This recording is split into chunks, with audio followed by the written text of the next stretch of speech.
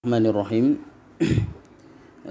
Ikhwati fillah, para ustadz sekalian, para mahasiswa sekalian, kita lanjutkan pembahasan kita tentang guru dalam perspektif pendidikan Islam. Ya. Sebelumnya sama-sama kita pelajari ya tentang tentang pengertian dan hakikat guru. Pengertian dan hakikat guru. Untuk kesempatan tema selanjutnya, pembahasan berikutnya yaitu tentang kedudukan guru dalam pendidikan Islam. Nah, ini juga satu pembahasan yang juga harus kita ketahui. Sebagai seorang guru dalam pendidikan Islam itu sangat penting posisinya, sangat urgen keberadaannya. Nah, sehingga dengan mengetahui tentang kedudukan guru, kita bisa setidaknya bisa memposisikan diri sebagai orang yang memang layak untuk diberi kedudukan khusus ya. Guru dalam pendidikan Islam sangat memiliki posisi yang terpenting. Guru adalah komponen utama dalam proses pendidikan Islam.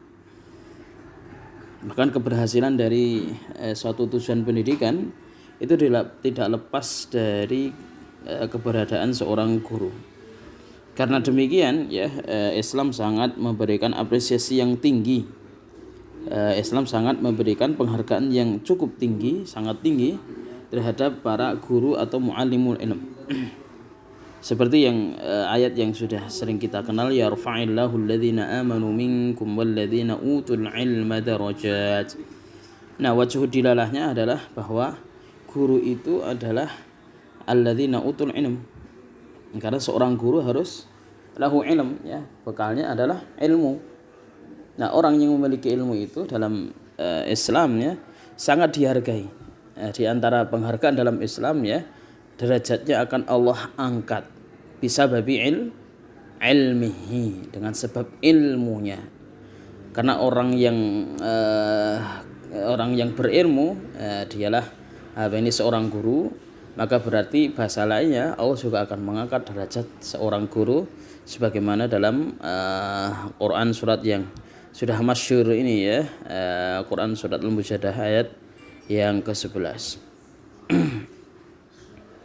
Selain itu ya, posisi guru itu, karena guru itu juga seorang alim ya, seorang yang alim, meskipun dalam porsi dan prosesnya tertentu. Guru itu masya Allah ya, sesungguhnya guru itu adalah tangan panjang dari para anbiya. Maka hadis yang masyhur, innal ulama warathatul anbiya, sesungguhnya para ulama adalah pewaris para nabi. Jadi guru itu seorang alim, sejatinya guru, apalagi kita berbicara tentang pendidikan Islam ya, maka menjadi seorang guru adalah menjadi seorang alim dalam batasan-batasan tertentu, dalam kapasitasnya masing-masing, tapi setidaknya dialah orang yang sudah berusaha menjadi seorang alim. Nah, seorang alim itu kedudukannya adalah menjadi penerus estafet para nabi dan rasul, khususnya kalau kita ya adalah Nabi Muhammad SAW. Karena Nabi Rasul ya tidak mengajarkan kepada setiap umatnya dengan lisan beliau sendiri, tidak. Ya, beliau mengajarkan hanya pada para sahabat. Nah, siapa yang mengajarkan generasi setelah sahabat, yaitu tabi'in, adalah para sahabat. Siapa yang mengajarkan generasi tabi'ut tabi'in tentang Islam adalah para tabi'in, dan seterusnya dan seterusnya. Nah, maka ini berarti luar biasa menempati makom seperti ini, menempati apa yang pernah ditempati oleh Rasul, yaitu untuk ta'limul khair, ta'limul ilm. Maka pantaslah jika seorang alim itu adalah warisul anbiya, pewaris nabi, dan tidak ada kemuliaan selain menjadi pewarisnya para nabi ya. Kedudukan seorang guru dalam pendidikan Islam yang lain bisa kita temui bahwa guru itu atau pengajar kebaikan itu mendapatkan keutamaan yang sangat besar, ya, sangat besar. Misalkan hadis yang masyhur, ya, innallaha wa malaikatahu wa ahlas samawati wal ard hatta namlatu fi juhriha wa hatta al-hut la yusalluna ala muallimin nasi al khaira. Sesungguhnya para malaikat dan penduduk langit, penduduk bumi, sampai semut, ya, sampai semut yang berada di disembunyi di balik lubang, di balik tanah, balik batu, bahkan sampai ikan-ikan yang ada di lautan, la yusalluna, mereka semuanya bersolawat. Bersolawat itu berarti mendoakan kebaikan untuk sang pengajar, kebaikan untuk guru.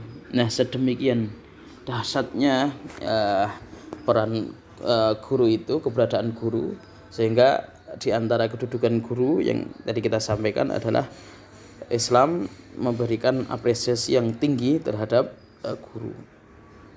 Belum lagi, ya, kalau kita melihat dari sisi yang lain, kedudukan guru itu sangat penting karena di antara yang layak dihormati, ya, layak dan patut dihormati adalah guru.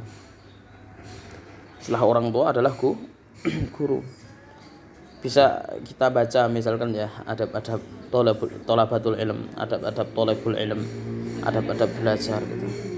Saat belajar, siapa yang berhak dihormati adalah guru gitu. Bahkan wajib untuk dihormati oleh sang murid.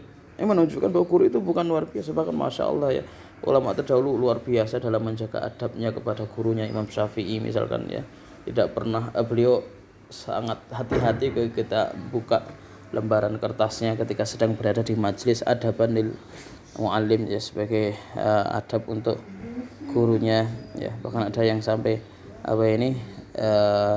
tidak mau berjalan di sampai ada yang dulu, ya, sampai memberi sesuatu kepada gurunya dengan pemberian yang sangat besar, menunjukkan bahwa orang yang layak dihormati salah satunya adalah guru. Ini menunjukkan kedudukan guru itu sangat penting. Maka Imam Ghazali menyebutkan, ya, bahwa guru itu sebagai orang besar di semua kerajaan langit,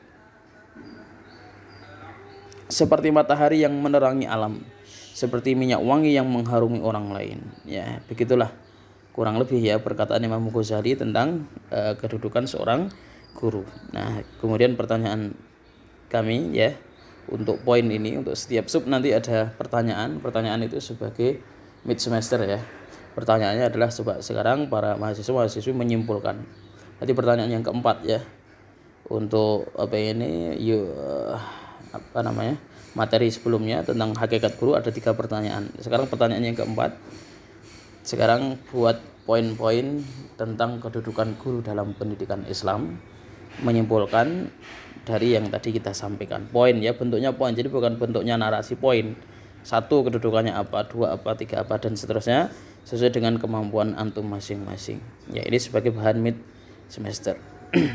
Baiklah, kita teruskan. Yang sebelumnya tadi adalah tentang kedudukan guru dalam pendidikan Islam. Sekarang karena guru itu punya kedudukan yang sangat tinggi, maka harus ditopang dengan kepribadian, dengan karakter, dengan sifat yang melekat pada guru itu sendiri. Ya, karena tidak ada keutamaan yang didapatkan secara instan, tidak ada keutamaan yang didapatkan dengan sendirinya. Mesti keutamaan itu datang karena juga ada ada usaha yang luar biasa sehingga memperoleh keutamaan tersebut.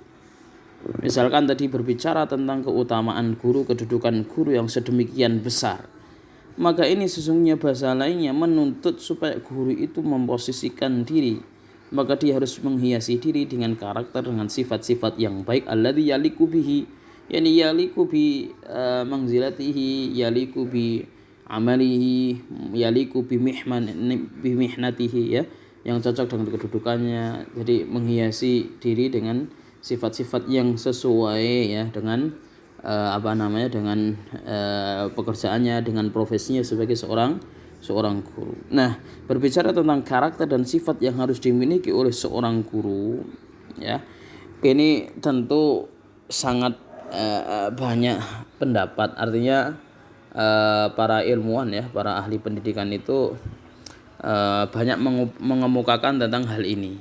Ya, maka kita ringkaskan, bisa nanti meskipun tidak hanya ini, ya, sangat banyak sekali karakter atau sifat yang harus dimiliki oleh seorang guru itu sangat banyak sekali, tapi kurang lebih kita ringkaskan dalam poin-poin berikut. Misalkan seorang guru hendaknya alim dan wara'. Hal ini sebagaimana dikemukakan oleh Imam Al-Zarnuji dalam kitab Ta'limul Muta'allim, ya, dalam kitab Ta'limul Muta'allim. Alim artinya memiliki kecakapan ilmu, dan wara' artinya berhati-hati dan jauh dari perbuatan haram. Nah, kalau membaca kitab Ta'limul Muta'allim karya Imam Az-Zarnuji, ya nanti ketemu bab adabul muallim, ya, adab seorang guru. Nah, seorang guru itu harusnya lahu ilmun, dzu ilmin, ya, seorang yang harus memiliki ilmu, memiliki kecakapan ilmu sesuai dengan bidangnya masing-masing. Tapi minimal seorang guru itu harus fardu kifayahnya harus beres. Guru dalam pendidikan Islam, ya, guru apapun, ya, termasuk guru dalam bidang pelajaran umum, itu fardu kifayah, jangan sampai tidak tahu. Urusan sholat, ya, urusan puasa ini kan fardu ain, termasuk ilmu yang fardu ain. Maka seorang guru harus tahu tentang ilmu itu. Kemudian wara' atau berhati-hati dan jauh dari perbuatan haram. Ada muhim, ya. Ini menurut Imam Az-Zarnuji dalam kitab Ta'limul Muta'allim. Jadi seorang guru harus berilmu dan bersikap wara'. Yang kedua, menjadi teladan yang baik bagi muridnya. Ini sifat yang juga harus mutlak yang ada pada seorang guru. Itu menjadi qudwah, menjadi contoh, menjadi panutan bagi bagi murid-muridnya. Karena nanti tugas seorang guru itu tidak hanya menyampaikan, membina, melatih, tapi juga mampu menjadi teladan bagi murid-muridnya. Karena ini sesungguhnya teladan ini adalah pengajaran yang terbaik, yang paling efektif di antara sekian banyak metode pengajaran yang ada. Jadi kalau melihat kepribadian Rasul sallallahu alaihi wasallam sebagai seorang guru, maka banyak metode yang beliau pakai itu adalah metode qudwah, ya, metode contoh atau teladan. Nah, seorang guru harus punya sifat dan karakter ini. Harus punya sifat dan karakter untuk mampu menjadi teladan bagi murid-muridnya. Nah, teladan dalam hal apa? Setidaknya, ya, seandainya belum sampai sempurna, tapi jangan sampai tidak ada nilai keteladanan yang diwariskan. Jangan sampai menjadi guru itu ya sudah masalah kedisiplinan nggak jadi teladan, masalah ilmu nggak jadi teladan, masalah kebersihan nggak jadi teladan, masalah pakaian nggak jadi teladan, masalah berbicara nggak jadi teladan. Jangan sampai semua hal itu nggak ada yang bisa diteladani. Kalau kita belum sempurna, karena memang tidak ada manusia yang sempurna, berarti juga tidak ada guru yang sempurna. Maka seharusnya setidaknya seorang guru itu memiliki beberapa nilai yang harus jadi teladan, ya, untuk para murid-muridnya. Misalkan Anda punya nilai apa, ya? Misalkan nilai kedisiplinan. Ini luar biasa. Mungkin tidak memiliki nilai yang lain, nilai keteladanan yang lain tidak memiliki. Tapi Anda punya nilai kedisiplinan misalkan, nilai keteladanan dari sisi kedisiplinan. Nah, itu luar biasa. Dari sisi pakaian misalkan, kerapian, kebersihan. Nah, itu satu poin yang kemudian juga harus diperhatikan, ya, dari sisi keilmuan maupun yang lain. Ya kan? Jadi berbicara keteladanan itu berarti tidak harus dalam semua aspek itu menjadi teladan betul, karena nggak ada guru yang sempurna. Memang berat, ya, memang kita ini tidak seperti Rasulullah SAW itu teladan dalam segala hal, dari sisi kedisiplinan, dari sisi keilmuan, dari sisi kesabaran, ya, dari sisi hidup berkeluarga juga menjadi teladan bagi sahabatnya, dari sisi dari sisi ubudiyahnya, ya, dari sisi akhlak adabnya, semua jadi teladan. Tapi kalau sekarang kita ini kan lasna nabiyan walasna rasulan, ya kan, maka setidaknya ada satu nilai keteladanan yang harus kita tularkan, ya, menjadi panutan untuk peserta didik kita. Nah, masing-masing antum punya nilai keteladanan tersendiri. Maka nilai keteladanan yang merasa antum sudah komitmen dengan perbuatan baik tersebut itu perlu dipertahankan. Jadi jangan melihat ini guru yang lain aja biasa telat-telatan, saya tak ikut telat-telatan. Jangan. Kalau guru yang lain itu punya nilai keteladanan yang lain, Anda tidak punya nilai selain nilai keteladanan. Maka kalau lihat guru yang lain telat, ya, dan Anda disiplin, maka jangan jangan menyontoh guru yang lain, karena guru yang lain saya yakin punya nilai keteladanan tersendiri yang Anda tidak memiliki. Nah, itu yang saya maksudkan, keteladanan yang harus diwariskan itu sesuai dengan potensi masing-masing. Yang berikutnya, seorang guru harus punya sifat kasih sayang dan lemah lembut terhadap peserta didik.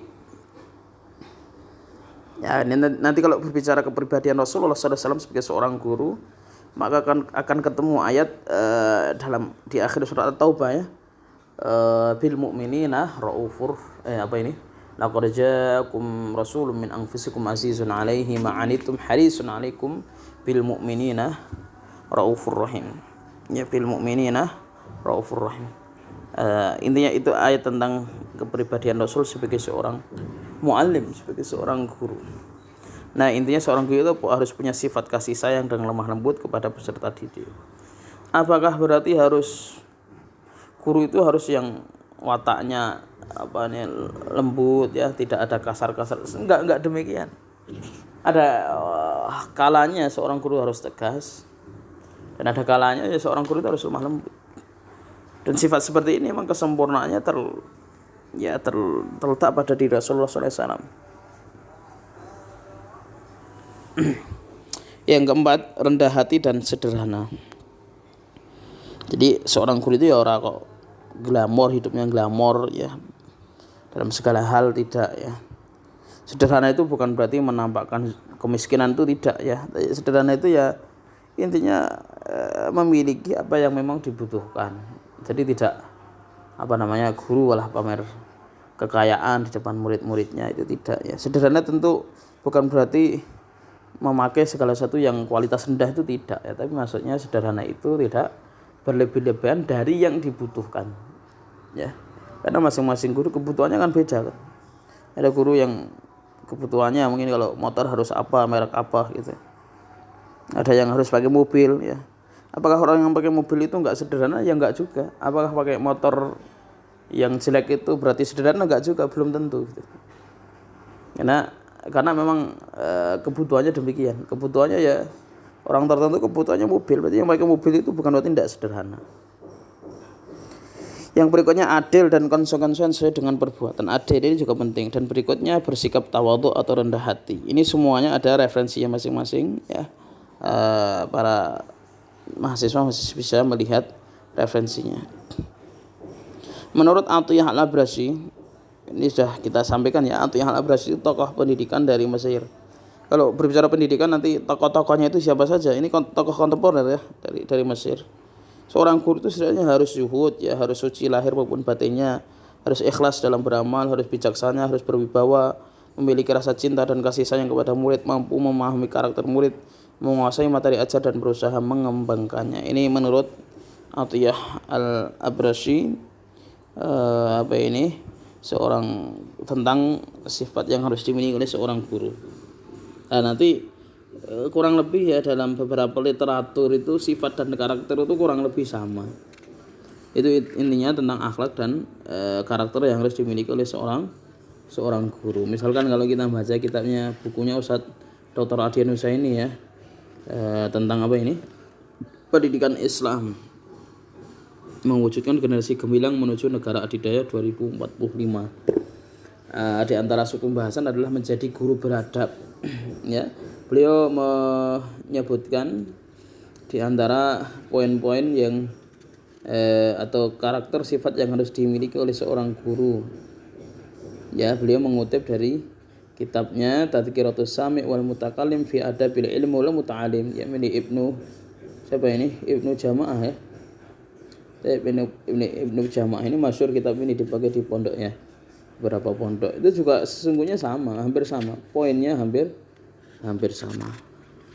Ini menunjukkan bahwa intinya guru itu harus menyesuaikan diri karena guru itu punya kedudukan yang luar biasa. Nah, di antara bentuk penyesuaian tadi hendaknya menghiasi diri dengan sifat-sifat berikut ya.